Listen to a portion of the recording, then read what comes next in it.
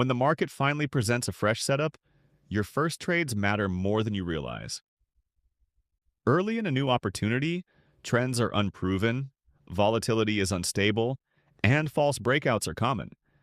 That's why smart traders treat their first trades differently. The biggest mistake traders make is deploying full-size positions too early. Early trades should be probes, not commitments. Their job is to gather information while limiting risk.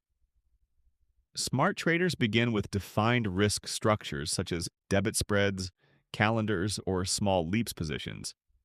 This keeps them involved without exposing the account to unnecessary damage if the setup fails. Position sizing is also critical. Early trades are sized for information, not maximum return.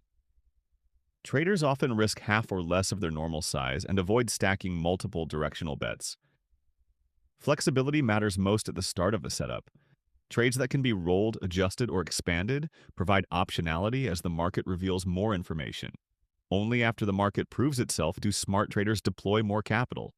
Confirmation comes through sustained price action, volume expansion, and stable volatility behavior.